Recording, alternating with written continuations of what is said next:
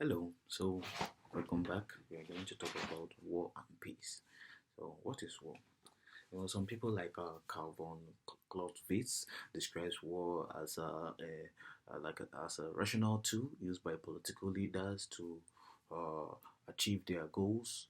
Uh, that's mostly the realist. And when we talk about war, we have to look at about many things. For example, we have to look at why people or nation go to war. So, if we have to talk about this, we have to talk about it in like some level of analysis. You know, when we have to look at it from both individual level of analysis, the state, the societal and state level of analysis. So, when it comes to individual level, people like Thomas Hobbes, a non-realist, says that human being is innately evil. So that means human being is like designed to perpetuate some certain level of evil against his fellow human being. So this is like the realist point of view, and they believe that human being is innately evil and is capable of committing like all sorts of crime. So, and when it comes to individual level too, and looking at the question why do war happen, why states go to war, we look at the individuals that are guiding the state. For example, it is stated that a pacifist is less likely to go on war compared to a realist or a warmonger.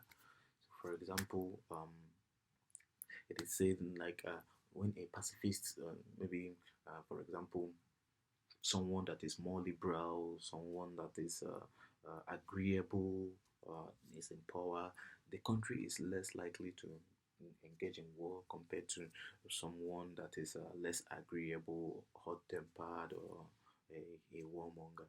So these have looked on the basis of individual level of analysis on why countries go to war.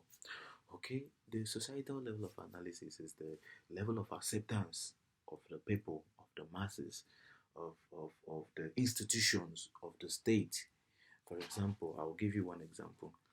Mm, For a for a country to engage in war, it has to gain the support of both the government and the masses for it to succeed. Okay, when it comes to America Iraqi war, when USA invaded Iraq, you know, when it was put to the parliament, it wasn't so popular. It wasn't so popular until President Bush found a way to appeal to the people's emotional consciousness. He told them that Saddam Hussein was building a nuclear weapon he will be able to use on Americans. So that gave them legitimacy. That gave the war idea, the invasion idea, legitimate reason for the masses to support, for the institutions to support US to do that, and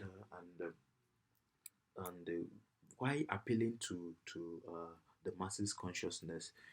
There are some things, most tools that the government use. They use ideological tool, they use nationalistic tool, they use religion, even religious tool to convince the masses, because these appeal to the emotional side of the masses. So the next level of analysis is the state level. So the state level of analysis, okay, this shows why countries go to war. And the main reason why countries go to war is to protect their national, to protect and to pursue their national interest. What is national interest? National interests are those things that are most vital for a state.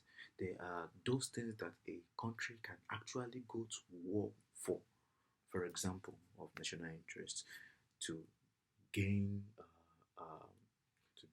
economic advantage, to to um, to protect its territorial integrity, to protect its borders. But you have to say that the main reason of war is to take, to gain something by force.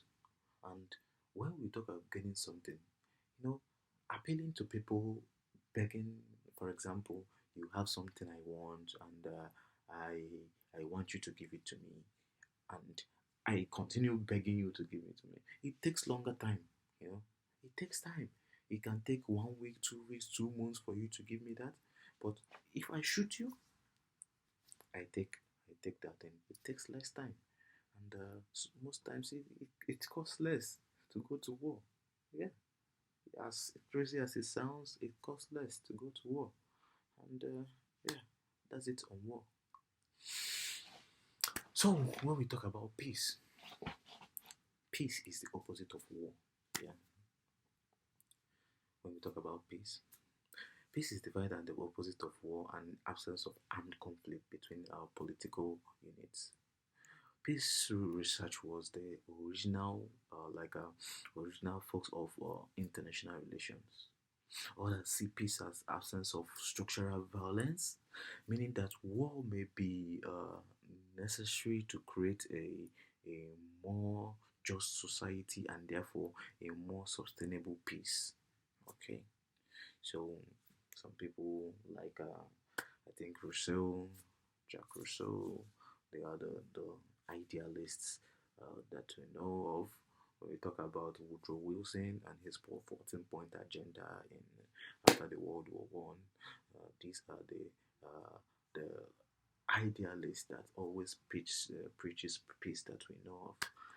For example, uh, what in I think peace, yeah, peace is good. We should always try as much as possible to pursue peace by negotiation, by diplomacy, and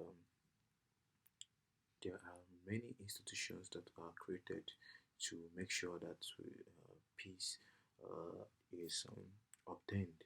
Um, for example, the United Nations, League of Nations, the AU, and other international organizations and other diplomatic ties and embassy diplomats and other means to achieve peace. So you have to say that peace is, I think, a long-term solution to many problems, and countries should try to strive for peace and achieve peace. Thank you.